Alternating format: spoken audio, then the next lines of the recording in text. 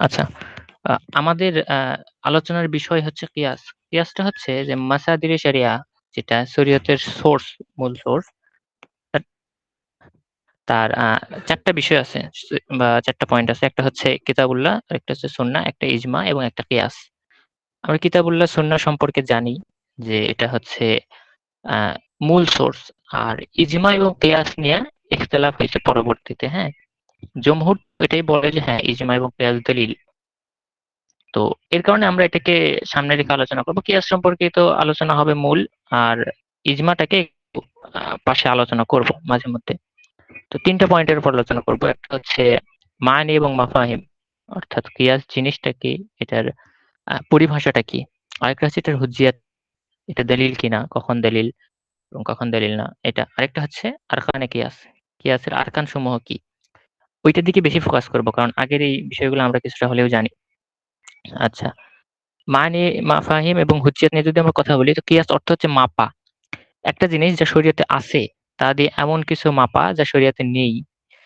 আ ঠিক আছে? যেমন ধরেন যে আ মদের বিষয়টা, মদ।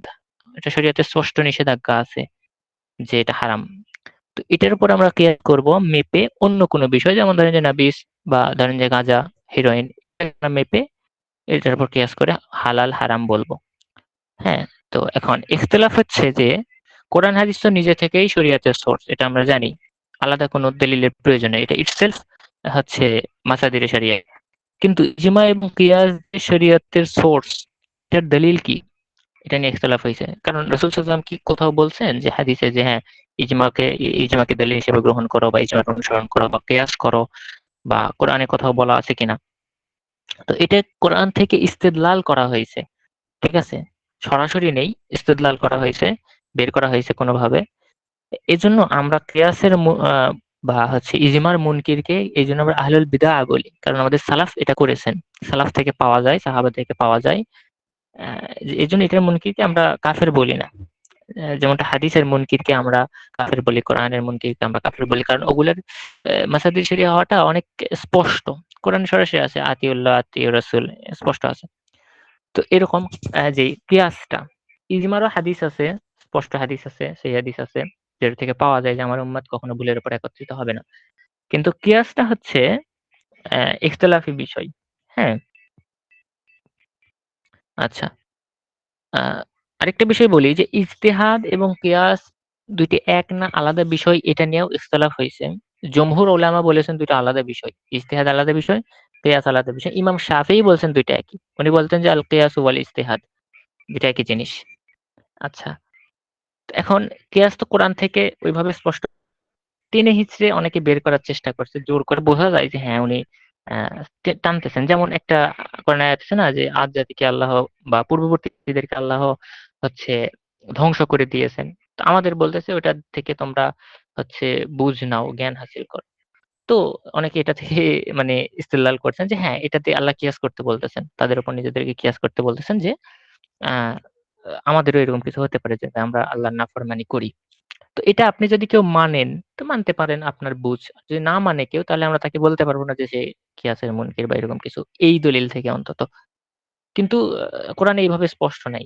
কিন্তু হাদিসে কিছু জিনিস পাওয়া যায়। যেমন রাসূল সাল্লাল্লাহু আলাইহি সাল্লামের কাছে একজন ব্যক্তি আসছেন। এগুলো ইমামরা ইস্তেদলাল করেছেন এভাবে। একজন ব্যক্তি এসে, উনি ফর্সা, উনার স্ত্রীও ফর্সা। কিন্তু উনাদের সন্তান হয়েছে কালো। তো উনি এসে রাসূল সাল্লাল্লাহু আলাইহি ওয়াসাল্লামকে বলতেছেন যে, "ইয়া রাসূলুল্লাহ, আমার এটা সন্তান না।" তো নবী বলছেন, "কেন?" তো তখন উনি বলছেন যে, "আমি ফর্সা, আমার স্ত্রী ফর্সা, সন্তান কালো হইছে।" তো রাসূল সাল্লাল্লাহু আলাইহি সাল্লাম বলছেন, "আচ্ছা, তোমার কি কোনো সাদা উট আছে?" সে বেদুইন ছিল, তো বলছে, "উট আছে।" বলছে, "হ্যাঁ, আমার অনেক সাদা উট আছে।" বলছে, "সেখানে কি কোনো গ্রে কালার বা সুরখ কালার কোনো উট আছে কিনা?" তো উনি বলছেন, "হ্যাঁ, আছে।" বলে, "সব উট সাদা হইলে এটা কালো কেন বা গ্রে কালার কেন?" তো সে বলছে যে, "হয়তো কোনো জিন বা উপর থেকে" আমরা বলি না যে জিনের প্রভাব, পূর্বপুরুষদের কোনো।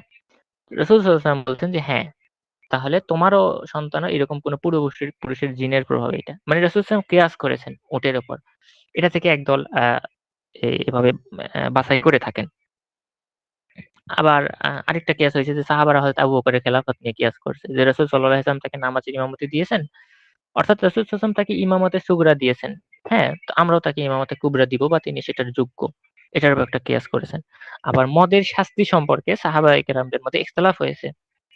যেমন হযরত আলী বলতেন যে মদ খেয়ে মানুষের মাথা বিগড়ে যায় এবং মানুষ একে অপরকে অপবাদ দেয়।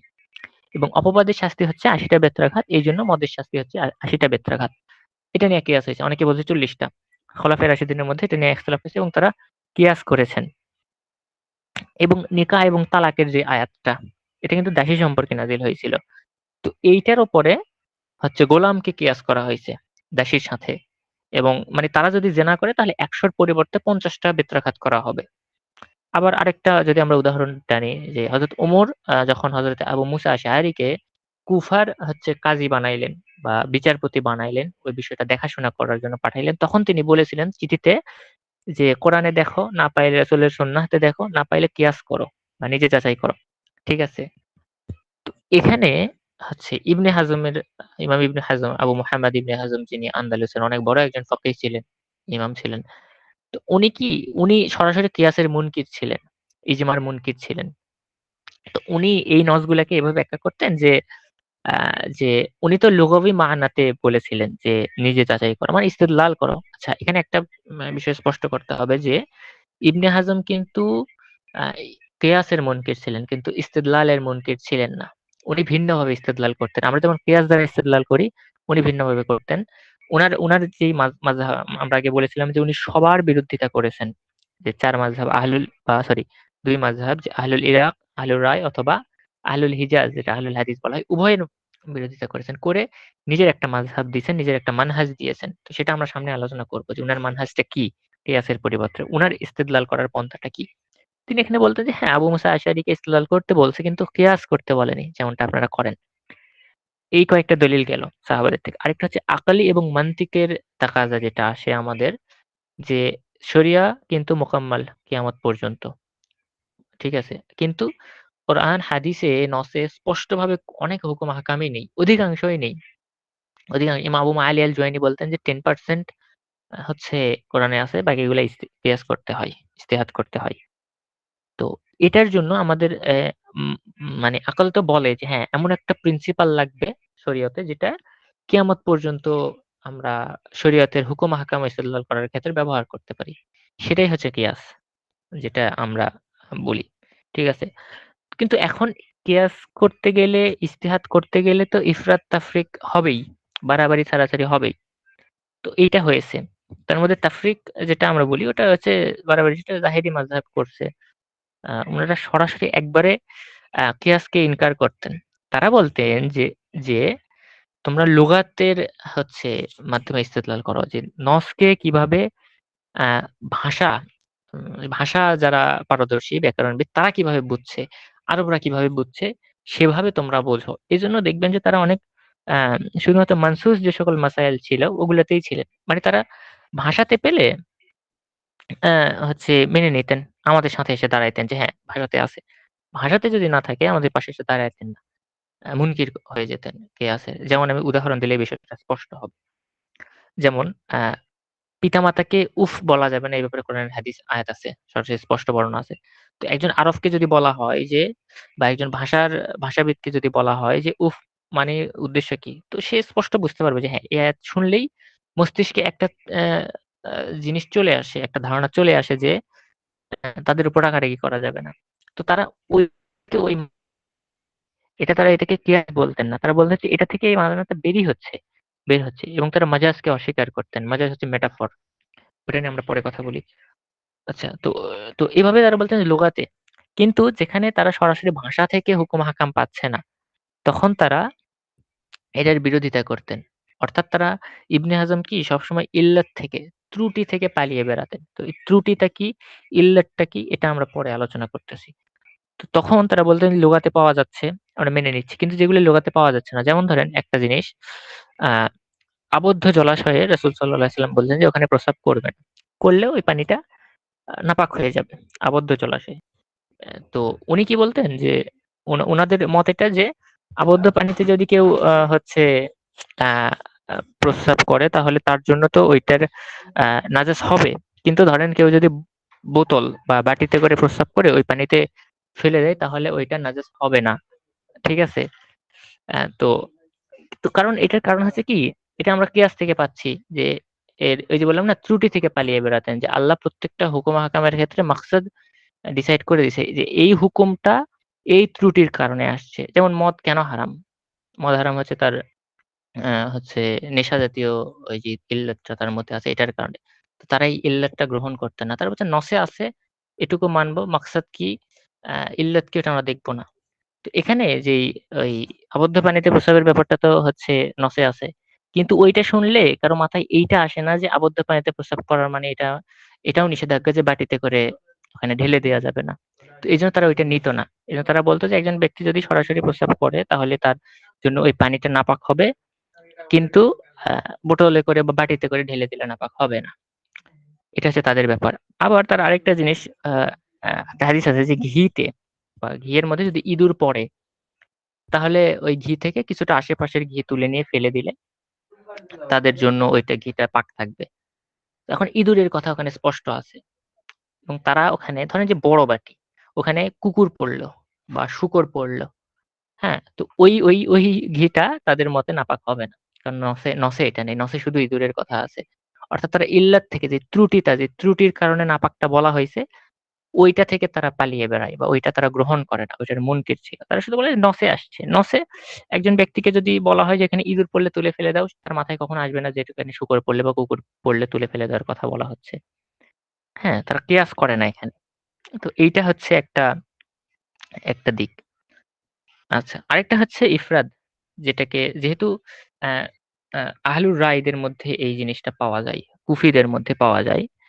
তো তাদের মধ্যে তারা ২ টা জিনিস ডেভেলপ করছিল। একটা হচ্ছে ফিকহে তাক আ হচ্ছে আ কি বলে ওটাকে? তাকদিরি, ফিকহে তাকদিরি। অর্থাৎ যেটা হয়নি, ভবিষ্যতে ঘটবে ওইটাকে ধারণা করে ওইটার উপর ফতোয়া দেয়। এটা একটা। আরেকটা হচ্ছে কিতাবুল হিয়াল রচনা করেছিল। কিতাবুল হিয়ালে প্রচুর পরিমাণ হচ্ছে কিয়াস করা হয়। তো ২ টা জিনিস আলোচনা করতে হবে। একটা হচ্ছে যেই ফিকহে তাকদিরি যেটা, এটা হলো যেমনটা আমি বললাম। তো এখানে ইখতিলাফ হইছে যে ফিকহে তাকদিরি বা ফিউচার এ ঘটতে পারে এমন কোন সম্ভাবনাকে সামনে রেখে ফতোয়া দেয়া যায় কিনা? এটা নিয়ে আহলুল হিজাজ বা আহলুল ইরাকের মধ্যে ইখতিলাফ হইছে। ইমামে সালাসা মানে ৩ ইমাম, আইম্মায়ে সালাসা যেমন ইমাম মালিক, ইমাম শাফিঈ এবং ইমাম আহমদ ইবনে হাম্বল উনারা বলতেন যে আ অ্যা কিয়াস প্রয়োজন ছাড়া করা যাবে না। মানে এটা কোন মুস্তাকিল প্রিন্সিপাল না শরীয়তের। এটা শুধু আ প্রয়োজনের খাতিরে আ ব্যবহার করতে হবে। ঠিক আছে? কিন্তু ইরাকিরা বলতেন না এটা যেকোনো সময় ব্যবহার করা যাবে এবং তারা ফতোয়া বের করতেন। এজন্য তারা তাদের ইরাকিদের সমালোচনাও করছে হিজাজিরা। ইরাকে একজন বড় ইমাম, আমি নাম না বলি। তার ব্যাপারে হচ্ছে আ একজন হিজাজি ইমাম, তারও নাম না বলি। উনি বলছেন যে এই লোকটা হচ্ছে ভবিষ্যতে কি হবে সেটা তো জানে। অতীত সম্পর্কে জানে না। অর্থাৎ হচ্ছে সালাফদের আকওয়াল আসার সম্পর্কে জানে কিন্তু ভবিষ্যতে কি হবে সব জানে। ফতোয়া দেয়। আহলের রায় বা আহলের কুফাদের ব্যাপারে এবং এই কারণেই তাদেরকে হচ্ছে আহলুর রায় বলা হয়। অর্থাৎ তারা রায়ের প্রচুর প্রয়োগ করত। অপর এজন্য হচ্ছে ইমাম আবু হানিফার বা উনার মাযহাবের লোকদের ব্যাপারে একটা তহমত দেয়া হয় যে তারা হাদিস অস্বীকার করত বা হাদিসের রদ করত আকল দ্বারা, কিয়াস দ্বারা। এজন্য তাদেরকে আহলে রায় বলা হয়। এটা একদম মিথ্যা প্রপাগান্ডা। এটার মধ্যে কোন সত্যতা নেই। বরং তারা অতিরিক্ত রায়ের ব্যবহার করত এবং আ এই যে আমি যেমনটা বললাম, তারা ফিকহে তাকদীরের কায়েল ছিল। এটার ব্যবহার করত। এজন্য তাদেরকে আহলুর রায় বলা হতো। হ্যাঁ, আর যে হাদিস রদ বা গোঁড়ামি এটা একদম মিথ্যা কথা। এর একটা উদাহরণ আমি দেই। আ ইমাম ইবনে আব্দুল বার সহিহ সনদে বর্ণনা করেছেন আ উনার কিতাবে। কারো কাছে এটার রেফারেন্স থাকলে আমাকে বইলেন আমি দিবনি। জামিউল বায়ানের আরকি বর্ণনা করছেন। ইমাম আবু হানিফার ব্যাপারে একজন উনার ছাত্র বলতেছে যে, "আমি আবু হানিফার সাথে থেকেছি। এমনও দিন দেখেছি যিনি একদিনে একই মাসআলাতে ৫ বার নিজের মত পরিবর্তন করেছেন।" তো এটা কেন করেছেন? এর কারণ যে তার কাছে দলিল ওয়াজিহ হয়ে গেছিল, স্পষ্ট হয়ে গেছিল। বিভিন্ন সময় স্পষ্ট হতো। এজন্য তিনি মত পরিবর্তন করতেন। তো গোঁড়ামি করছে, হাদিস রদ করছে এগুলা মিথ্যা কথা। আর ইমাম আবু হানিফার ব্যাপারে এটা সবাই জানে যে তিনি যঈফ হাদিসকেও কিয়াসের উপর প্রাধান্য দিতেন। এটা তো আমরাও দেই না। ঠিক আছে? উনি এই ক্ষেত্রে আমাদের থেকেও এক কাঠি আ বেশি উপরে ছিলেন। আচ্ছা।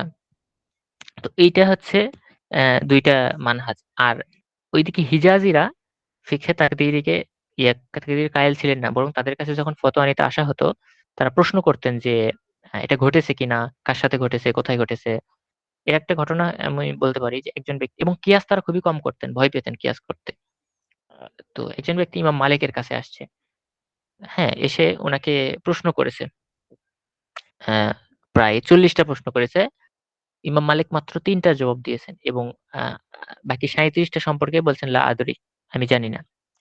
তো উনি একটু রেগে গিয়েছেন। গিয়ে বলছেন, "এত বড় ইমাম, এত বড় পাগড়ি পরে আছেন, এত বড় মিম্বারে বসে আছেন, রাসূল সাল্লাল্লাহু আলাইহি ওয়াসাল্লামের মিম্বারে বসে আছেন। পৃথিবীর সবথেকে বড় আলেম, মদিনার আলেম। আর আপনি বলতেছেন জানেন না?" তো ইমাম মালিক কি করছেন? উনার মিম্বার থেকে নেমেছেন। নেমে নিজের মাথার যে পাগড়িটা, ওইটা খুলে তাকে পরিয়ে দিয়েছেন এবং তাকে ওই মিম্বারে বসিয়ে দিয়েছেন। তো ইমাম মালিক বলতেছে, "এখন তুমি আমার জায়গাতে আছো। তুমি বড় পাগড়ি পরে আছো, তুমি মিম্বারে বসে আছো। তুমি এই প্রশ্নগুলোর জবাব এখন আমাকে দাও।" অর্থাৎ তিনি বুঝানোর চেষ্টা করতেছিলেন যে লেবাস, জায়গা, পাগড়ি এটা দিয়ে আসলে কিছু হয় না। জ্ঞানটাই আসল।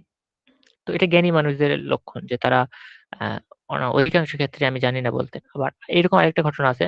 মালিকের কাছেই আরেকজন ব্যক্তি এসেছেন অ্যা মরক্কো থেকে। অর্থাৎ ইসলামী যেই পৃথিবী মুসলিম ওয়ার্ল্ডের যেটাকে হচ্ছে পশ্চিম বলা হয়, মাগরিব বলা হয়। মারাকাশ, ওইদিকে তিউনিসিয়া, তারপরে হচ্ছে আফ্রিকান কন্টিনেন্ট ওখান থেকে আসছে। এসে উনাকে প্রশ্ন করছেন। উনি বলছেন যে, "আমার কাছে এখন এটার জবাব নাই। আমি কোন আসার খুঁজবো, কোন সাহাবাদের ফতোয়া খুঁজবো, কোন মারফু হাদিস খুঁজবো। যদি পাই আমি আপনাকে কালকে জানাবো। আপনি কালকে আসবেন।" উনি পরের দিন সন্ধ্যায় আবার আসছে। ইমাম মালিক খুঁজেছেন, পাননি। এটার জবাব পাননি সাহাবাদের মধ্যে। উনি বলছেন যে, "আমি এটার জবাব দিতে পারছি না। আপনি আমাকে মাফ করুন।" তখন ওই ব্যক্তি বলছে যে, "আপনার ব্যাপারে প্রায় আমাদের পশ্চিমে ইজমা আছে, পশ্চিমের মুসলমানদের মধ্যে যে আপনি পৃথিবীর সবথেকে জ্ঞানী আলেম।" তো ইমাম মালিক যেভাবে বলছে যে, তাদেরকে গিয়ে বলো যে ইমাম মালিক কোন জ্ঞানী ব্যক্তি না। এভাবে বলছেন। অর্থাৎ তারা খুবই ভয় পেতেন কিয়াসের ব্যবহার করতে। খুবই ভয় পেতেন এবং আসারকে সবসময় সামনে রাখার চেষ্টা করতেন, নয়তো ফতোয়া দিতেন না। ইমাম মালিক এরকম ছিলেন, শাফিঈ এরকম ছিলেন এবং ইরাকিরা কিছুটা বিপরীত ছিল। ঐদিকে কিছুটা হচ্ছে ইফরাত ছিল, বাড়াবাড়ি ছিল। আচ্ছা বাড়াবাড়ি যেমন কিয়াসের ক্ষেত্রে যেমন আমি বললাম যে, জাহেরিরা একদম কিয়াসকে অস্বীকার করত। অপরদিকে কিয়াস দ্বারা এমন ফতোয়া আসে, কিয়াস দ্বারাও এরকম উল্টাপাল্টা ফতোয়া আসে। যেমন ওই যে আবদ্ধ পানিতে প্রস্রাবের কথা বললাম। তো সমুদ্র আবদ্ধ পানি। তো সমুদ্রে যদি কেউ প্রস্রাব করে তো কিয়াস এটা বলে যে পুরো সমুদ্রের পানি নাপাক হয়ে যাবে। হ্যাঁ, পরবর্তীতে আরেকটা উসুল আনা হয় ওখানে, এনে বলা হয় যে হবে না। কিন্তু একটা কিয়াস যদি এখানে আনা হয় এরকম একটা ফয়সালা আসতেছে। তো এই কারণে বাড়াবাড়ি ছিল। আমরা এটাও বলব না যে হচ্ছে ফিকহে তাকদীরি একবারেই খারাপ। কিছু ফতোয়া আছে যেটা পরবর্তীতে কাজে লাগছে, ব্যবহারযোগ্য। আবার কিছু অতিরিক্ত বাড়াবাড়ি মানে অসম্ভব আ বিষয়গুলা আছে। যেমন হচ্ছে যে একটা হিজড়ার যদি সন্তান হয়, হ্যাঁ? তাহলে তার হচ্ছে ধন সম্পদে বাটোয়ারা কোন পদ্ধতিতে হবে, মায়ের না বাপের? এগুলো বিষয় নিয়ে আসছে। আরো কিছু আছে, এখানে না বলাই ভালো। তো এরকম বিষয় নিয়ে বাড়াবাড়ি অসম্ভব জিনিস নিয়ে অনেক ফতোয়া দেয়া হইছে। আমরা জানি এরকম ফতোয়া আছে আমাদের আশেপাশে। তো আমরা আরেকটা জিনিস এখানে বলি যে, ইমামদের যখন কোন মত আমরা এখানে তানকিদ করতেছি বা সমালোচনা করতেছি, এর মানে এটা নয় যে আমরা তাদেরকে অপছন্দ করি বা ঘৃণা করি। কারো প্রতি আমাদের বিদ্বেষ নেই। হিজাজি, ইরাকি, ইবনে হাজম সবাই আমাদের মাথার তাজ, আমাদের চোখের মণি। কিন্তু আমরা মতের সাথে ইখতিলাফ করতেছি। তাদের প্রতি আমাদের কোন বিদ্বেষ নেই। সবাই সমান। এই জিনিসটা মাথায় রাখতে হবে। আচ্ছা। তারপরে আমি যেটা বললাম যে কিতাবুল হিয়াল যেটা। কিতাবুলটা হিয়াল বলতে ওখানে এত বেশি কিয়াসের ব্যবহার করা হয়েছে যে যার কারণে মাকসাদ এই হুকুমটা এই কারণে দেয়া হয়েছিল। মানে এত হিলা ব্যবহার করা হয়েছে যে এই কারণে দেয়া হয়েছিল ওইটাই বিলুপ্ত হয়ে গেছে। যেমন অ্যা একটা উদাহরণ দেই। মাকসাদ মানে হচ্ছে উদ্দেশ্য। যেমন যাকাতের উদ্দেশ্য কি? গরিব ধনীর মধ্যে হচ্ছে আ আরকি যেই পর্দাটা ওটা কমিয়ে আনা। অথবা ঘুষ বা হারাম টাকার ব্যবহার কে হারাম করার কারণ কি? যাতে মানুষ হালাল রোজগার করে, হারাম টাকা ব্যবহার না করে। তো এই মাকসাদগুলো চলে যায়। এমন কিয়াস ব্যবহার করা হচ্ছে। যেমন একটা হচ্ছে আ একজন ব্যক্তি হজে যাবে। ঠিক আছে? একজন ব্যক্তি হজে যাবে। তো আ তিনি ফতোয়া নিতে গেছেন হুজুরের কাছে। হুজুর বলছেন কারণ আর তার বাবা হজে যাবে। আর সন্তান হচ্ছে হারাম টাকা আয় করে। তো হারাম টাকা আয় করে টাকা দিয়ে হজে যাওয়া জায়েজ নেই। তো হুজুর এভাবে ফতোয়া দিছে। হিলার ফতোয়াটা এভাবে আসবে যে, আপনি ১ম এ কারো থেকে টাকা ধার নিবেন। নিয়ে হজে যাবেন। হজ করে আসবেন, ধার নেওয়ার টাকা তার জন্য হালাল। হজ করে আসার পরে আপনার সন্তানকে বলবেন ওই ধারের টাকাটা শোধ করে দিতে হারাম টাকা দিয়ে। তাহলে হজ হয়ে যাবে। এরকম একটা ফতোয়া আসছে। এটা কিয়াসের ফতোয়া। তো এটা পরে এরকম একটা বিষয় আছে। আবার আ আরেকটা আছে যে হচ্ছে অ্যা ধরেন যে স্বামী-স্ত্রীর অনেক টাকা-পয়সা আছে, সম্পদ কিন্তু তারা যাকাত দিতে চায় না। তো যাকাত ফরজ হয় সম্পদের বয়স ১ বছর হইলে, কোন একটা সম্পদের বয়স। তো কারো কাছে ধরেন যে আমার কাছে ৳১০,০০,০০০ আছে, আমার কাছে এই পরিমাণ হচ্ছে 25 পরিমাণ যাকাত হইছে। তো ওইটা আমার ১ বছর পূর্ণ হওয়ার আগে আমি ওখান থেকে কিছু টাকা বা পুরোটা আমার স্ত্রীকে আমি গিফট করে দিব। আ দিয়ে আমার হচ্ছে ১ বছর পূর্ণ হয়নি সম্পদে আমি বেঁচে গেলাম যাকাত থেকে। তার যখন আবার ১ বছর পূর্ণ হওয়ার কিছু আগে ১১ মাস হয়ে গেলে সে ওই টাকাটা আমাকে আবার গিফট করে দিবে। এভাবে আমরা যাকাত থেকে বেঁচে যাবো। এগুলা হচ্ছে হিলা বলে এগুলাকে। এগুলার দ্বারা হচ্ছে শরীয়তকে বিকৃত করা হয় এবং এই হিলাটা হচ্ছে হয়তো দাউদের সময় ইহুদিরা করত। উনার উম্মাতরা করত। যেমন ওই যে আ উনার উনার যেই কোরআন তেলাওয়াত শোনার জন্য মাছ আসতো। এজন্য সপ্তাহে একটা দিন আল্লাহ বলেছেন যে ওই মাছগুলাকে ধরা যাবে না বা ওই সমুদ্রে তারা শিকার করত। তো আল্লাহ বলছেন ওই একদিন কোন মাছ শিকার করা যাবে না, নিষিদ্ধ। তো তারা এখানে হিলার প্রয়োগ করত। তারা বলত কি যে আশেপাশে আ হচ্ছে আ গর্ত বানাইতো, ছোট, ছোট পুকুরের মতো বানাইতো। মাছ ওখানে আসতো, আটকে রাখতো। পরের দিন ওগুলো শিকার করত। যার কারণে আল্লাহ তাদেরকে বাঁদর বানিয়ে দিয়েছিল। এই হিলার ব্যবহারের কারণে। তো এখানে অতিরিক্ত কেয়াসের ব্যবহার করা হয় যার কারণে এরকম। আচ্ছা, তো এখানে আমাদের একটা বিষয় স্পষ্ট হলো যে কিয়াস কি? এটার নিয়ে বাড়াবাড়ি এবং ছাড়াছাড়ির বিষয়টা আমরা দেখলাম এবং এটার হুজ্জিয়াতটা দেখলাম যে সালাফ থেকে এটা প্রমাণিত। ঠিক আছে? এটা করা যাবে। কিন্তু প্রয়োজন অনুসারে। এই ঠিক আছে? আচ্ছা। আ এখন আমরা আরকানে কিয়াসের আলোচনা করব। এটা হচ্ছে মূল বিষয়। যে আমরা কিয়াস কখন করব এবং কিভাবে করলে এটা গ্রহণযোগ্য হবে। ঠিক আছে? আরকানে কিয়াস মানে আ যেটা আমরা বলি যে রুলস। আচ্ছা, বৈশিষ্ট্য ৪ টা। ঠিক আছে? আসল, ফুরু, হুকুম এবং ইল্লাত। আসলটা হচ্ছে যেটারকে আমরা আ হুকুম স্পষ্ট নসে পাওয়া যায়। যেমন মদ, খামর বলে যেটাকে। এটার হুকুম আছে আসলের হুকুম। কারণ এটা ট্রান্সফার হবে। মানে এটার উপরে আমরা কিয়াস করব অন্য কিছুকে। হ্যাঁ? কারাহাত হলে কারাহাত হবে অর্থাৎ মাকরুহ হবে। মাকরুহ হুকুম ট্রান্সফার হবে। হুরমত যদি আসলের মধ্যে হুরমতের ইল্লাত থাকে বা ত্রুটি থাকে, তো ওইটা আমরা যেটার উপর কিয়াস করব ওটাও হুরমতের হুকুম আসবে অর্থাৎ হারামের হুকুম আসবে। ইবাহাত হলে অর্থাৎ মুবাহ এর হুকুম হলে ইবাহাত পার হয়ে যাবে। ট্রান্সফার হবে। এজন্য হচ্ছে আসলকে হচ্ছে আ মাকিস আলাই বা মাহমুদ আলাই বা মুসাব্বা বিহি বলা হয়। এগুলা কিছু টার্ম একই জিনিস। আরেকটা হচ্ছে ফুরু, যার হুকুম স্পষ্ট নসে নেই। যেমন গাঁজার কথা বললাম আমরা, ফেনসিডিলের কথা বললাম। তো এই হুকুমগুলা আমরা পার করে নিয়ে আসবো আসল থেকে। যেটা হচ্ছে মদের সাথে কিয়াস করব। কিয়াস করে ওই হুকুমটা এখানে পার করে নিয়ে আসবো। কিভাবে নিয়ে আসতে হবে সেটার আলোচনা আমরা সামনে বলতেছি। আরেকটা হচ্ছে ইল্লাত বা ত্রুটি। হ্যাঁ? ওয়াজেহ জামে বা হচ্ছে ওয়াসফ বা কিছু বৈশিষ্ট্য যেটাকে বুনিয়াদ বানিয়ে অর্থাৎ কিছু ত্রুটি থাকবে। যেমন কিয়াস করতে গেলে কিছু ত্রুটি বা কিছু বৈশিষ্ট্য লাগবে। ওই বৈশিষ্ট্য অন্য যেকোনো বিষয়ের উপর প্রয়োগ করতে পারবো যেটার কথা সরাসরি স্পষ্ট নসে নেই। যেমন মানে ওটাকে বুনিয়াদ বানিয়ে আসলের হুকুম ফুরুয়াতে ট্রান্সফার হবে। যেমন মদের ইল্লাত আমরা জানি। এটা নেশা হয়। ঠিক আছে? আচ্ছা, আমরা একটু উদাহরণের সহিত বলি যে প্রথমত কোরআনে হচ্ছে মদ আছে। ঠিক আছে? তো মদ আছে এখন এখানে কি হবে যে ফকিহ যিনি উনি দেখবেন যে মদকে কি কারণে হারাম করা হয়েছে। মদের মধ্যে কোন ইল্লাতটা আছে যেটার উপরে আমরা অন্য জিনিসকে কিয়াস করব। যেমন মদকে কি এই কারণে হারাম করা হয়েছে যে এটা লিকুইড বা পানি? না, এই কারণে হয়নি। এটার কি একটা স্বাদ আছে এই কারণে? না, এই কারণেও নয়। এটা থেকে নেশা হয় এই কারণে? ফকিহ দেখবে হ্যাঁ, এই কারণেই। তো এখন ওই ইল্লাতটা যেকোনো জায়গাতে থাকবে সেটা হারাম হয়ে যাবে। যেমন ফেনসিডিল, গাঁজা বা অন্যান্য বিষয় আছে। এজন্য দেখবেন যে পূর্ব যুগে অনেকে এমন কফিকে হারাম বলছে। কারণ তারা বলছে কফি খেলে নেশা হয়। কফির নেশা হয়। হারাম বলছে। ইখতিলাফ ছিল কিন্তু অনেকে বলছে। তো এটা পার হবে। তো পার হওয়ার জন্য ওই ইল্লাতটা দরকার হবে। যে ত্রুটিটা। ঠিক আছে? আ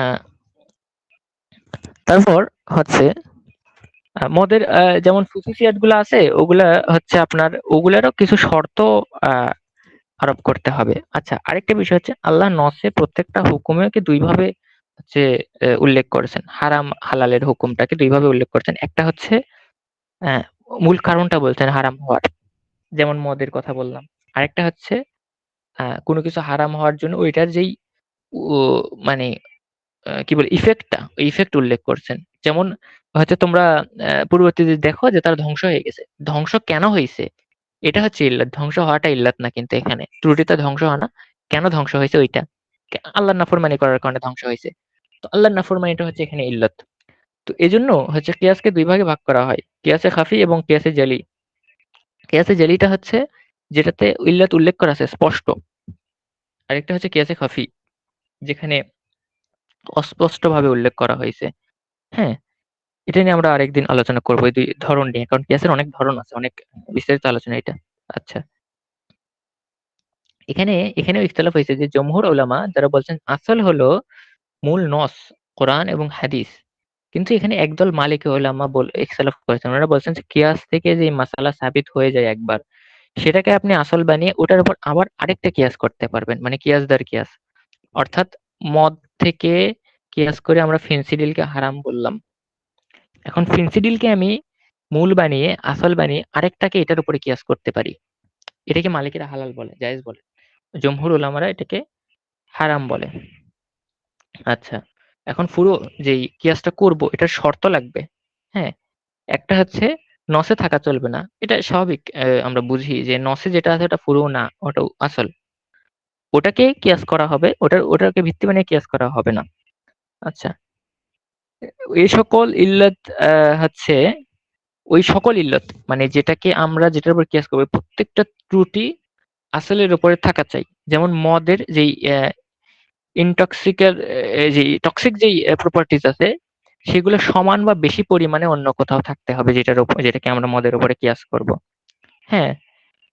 অর্থাৎ কোনো কিছুর নেশা মদের সমান বা বেশি হওয়া লাগবে। সমান না হলে হবে না কিন্তু। কম হলে হুরমতের হুকুম আপনি ট্রান্সফার করতে পারবেন না। এজন্য যেই বিষয়টা, সিগারেটের ব্যাপারটা, ওইটা মদের উপরে কিয়াস করা যায় না। ঠিক আছে? হানাফিরা এইজন্য কিন্তু ওটাকে হারাম বলে না সরাসরি। কারণ ওটার নেশা মদের মতো না। কিয়াস করাও যাবে না এইজন্য। উসুল বলে যে কিয়াস করা যাবে না। এজন্য অনেকে দেখবেন যে হানাফিদের সমালোচনা করে এই কারণে যে তারা হারাম বলে না। তাদের কিন্তু কোনো যে নফসের অনুসরণ করে তারা এটাকে হালাল বলে যে নিজেরা খায় এজন্য এরকম না। উসুলই এটা। তারা উসুলই আলোচনা করে। তো যারা এটা সমালোচনা করে তারা আসলে হচ্ছে ঐরকম নজর দেওয়ার মতো না। হ্যাঁ, শাফিঈরা কিন্তু এটাকে হারাম বলে। এর পেছনে ভিন্ন কারণ আছে। এটার উপরে ডিসকাশন করা যায় যে এটা হালাল না হারাম। সমালোচনা করার মতো বিষয় না এটা তাদের। আচ্ছা। হুকুমের কিছু শরঈ শর্ত আছে। হ্যাঁ? প্রথমত ওটা হচ্ছে যে হুকুমে শরঈ এবং আমলি হতে হবে। আকীদার হুকুম তো ফিকহে আলোচনা করা যায় না। তার মানে হুকুম সম্পর্কিত আলোচনা করতে গেলে ১ম বুঝতে হবে যে এটা শরীয়তের বিষয়, অ্যা আহকামের বিষয়, আমলের বিষয়, আকীদার কোনো বিষয় না। আচ্ছা। হুকুম মাকুলুল মানা হতে হবে। অর্থাৎ স্পষ্ট হতে হবে। হ্যাঁ? যেমন কিছু হুকুম আছে কিয়াস যে আমরা করব, কিছু হুকুমের উপর আমরা কিয়াস করতে পারব না। যেমন ধরেন যে ফজরের সালাত ২ রাকাত। হ্যাঁ?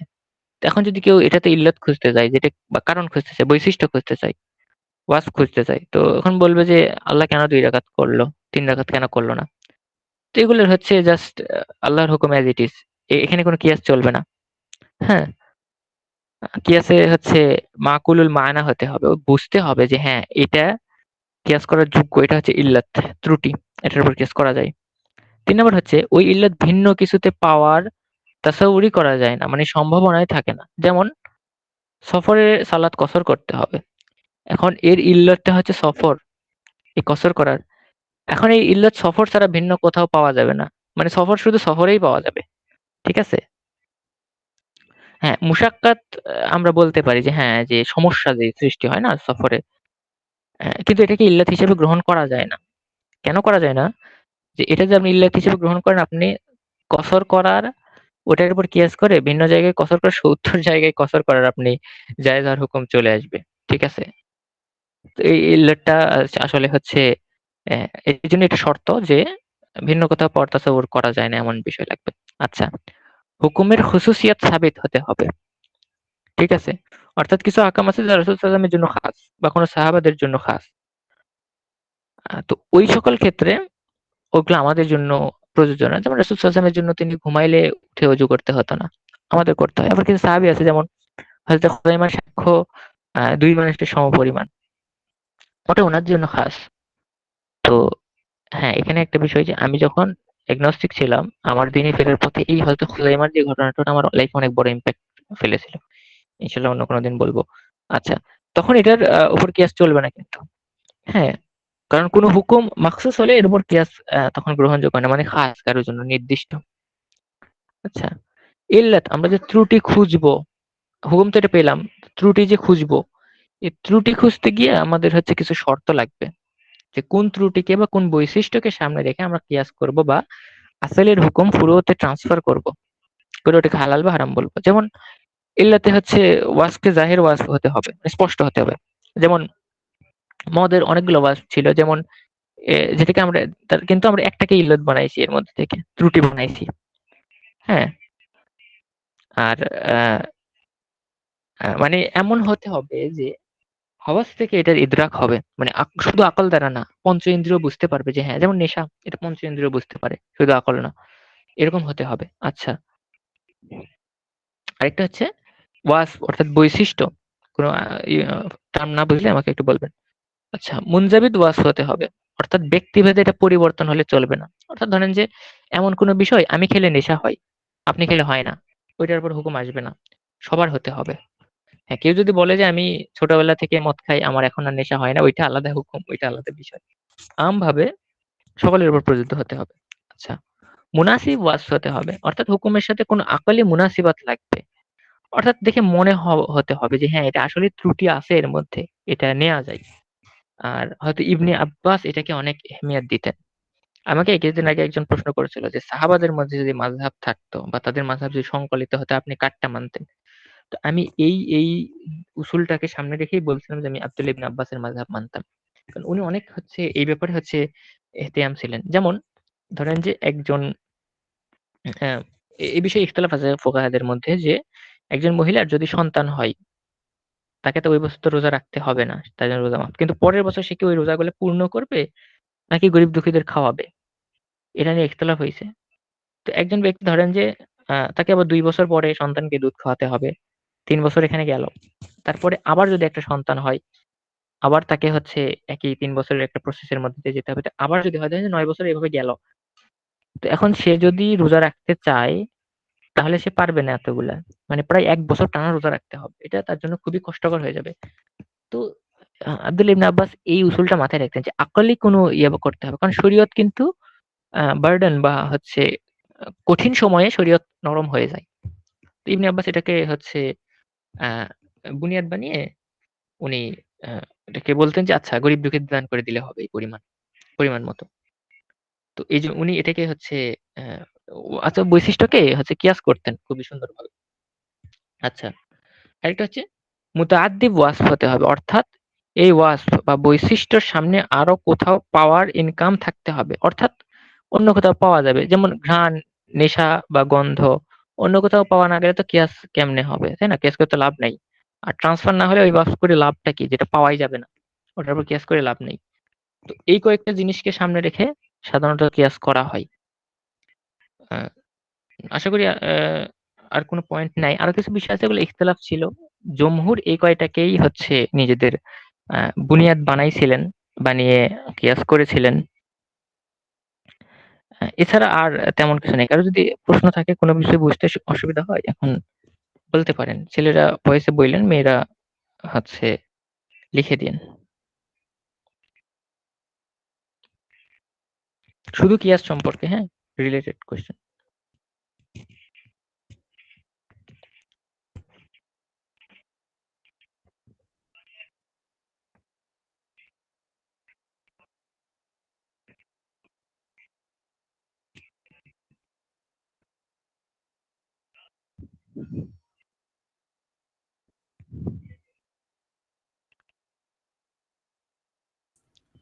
কারো কি প্রশ্ন নুরুল আছে? ভাই, জি, জি। জি ভাই, আমার একটা প্রশ্ন ছিল যে আমি আহ, একেবারে শেষ পর্যায়ে এসে এসে আর কি জয়েন হয়েছি, জানি না এর আগে কি আলোচনা হয়েছে, হয়তো বা আমার আচ্ছা। টপিকটা আলোচনা হইতে পারে। আমার প্রশ্ন হ্যাঁ, হচ্ছে যে রেকর্ড করা আছে তো, আপনি শুনে নিন। কিন্তু আপাতত আজকে টপিক হচ্ছে কিয়াস সম্পর্কে। ওইটা রিলেটেড হইলে প্রশ্ন করতে জি পারেন। জি আহ, আমার প্রশ্ন হচ্ছে যে আসলে কিয়াস কখন করা হয়, আর নস কিয়াসের না, আর কি নস নাই, ধরেন যে কোরআন হাদিসে নাই কিন্তু এটা আপনার হুকুম লাগবে, কোনো সমস্যা হয়েছে, যেমন আপনার সামনে একটা খাবার আছে, ধরেন যে ঘুমের ট্যাবলেট আছে, ওইটা খাওয়া জায়েজ হবে কিনা ওটা তখন কিয়াস করতে হবে, অর্থাৎ অথবা এমন কিছু ধরেন যে ফেন্সিডিলের বোতল আছে একটা, ওইটা খাওয়া জায়েজ না হারাম, ওইটা তখন কিয়াস করতে হবে, অর্থাৎ হুকুম প্রয়োজন কিন্তু নসে সরাসরি নেই, এই সময় কিয়াস করতে হবে। কিয়াস যে করা হয় এটা মূলত কোন কোন বিষয়ের উপরে ফোকাস রেখে কিয়াস করা হয়? এটা দিয়ে আমরা আলোচনা করলাম আজকে, আপনি ইয়া শুনলে, রেকর্ডিং শুনলে এই জিনিসটা স্পষ্ট হয়ে যাবে, দীর্ঘ আলোচনা হইলো এটার উপরেই, উসুলগুলো আমি আলোচনা করলাম। জি জি, বুঝতে পারছি। ভাই এখানে আমি একটা প্রশ্ন করতে পারি, মানে এটা জি। একটা হাদিস আছে, আমি জানি না এটার মানে হুকুম কি, হুম যে হুম। কোন মুসলমান ভাইকে আহ, গালি দেওয়া হচ্ছে ফাসিকি, আর হত্যা করা কুফরি। এখন কেউ যদি এক মুসলমান ভাই যদি আরেক কোনো মুসলমান ভাইকে যদি এটা আমাদের হত্যা, টপিকে না তো, আমি জাস্ট বলি যে এটা ছোট কুফর, আহ, কিন্তু এটা টপিকে না তো, এই ধরনের এটা আমরা পরে এটা নিয়ে কথা বলতে পারবো ইনশাল্লাহ। জি জি, বুঝতে পারছি। হুম। জি, আরেকটা বিষয় জানার, সেটা হচ্ছে যে জি।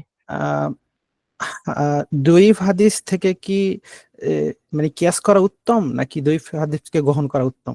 আচ্ছা, হ্যাঁ, এটা নিয়ে কথা বলা যেতে পারে।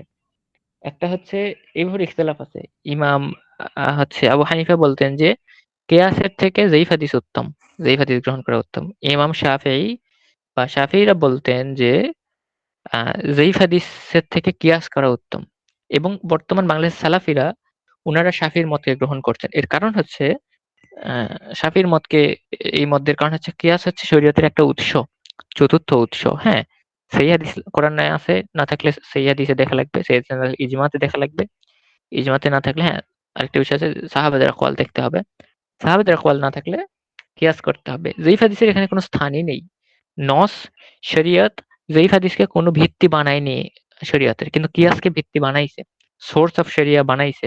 হ্যাঁ, মাসাদির শরিয়াত কিয়াস একটা মাসাদির শরিয়াত, কিন্তু যেই হাদিস মাসাদির শরিয়াত না, এই জন্য আমরা যেই হাদিসের উপরে কিয়াসকে প্রাধান্য দিয়ে থাকি।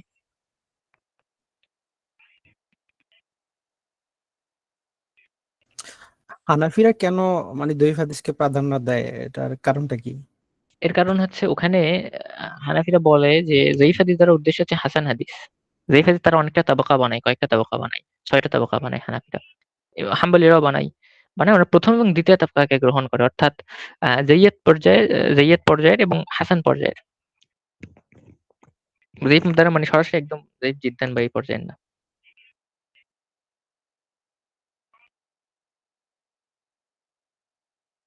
আর ওই পর্যায়ের হইলে আমরাও গ্রহণ করি, কিন্তু এভাবে বলি না যেটা জাইফ, আমরা ওটাকে সহিহ বা হাসানের পর্যায়ে আনি, এই আর কি।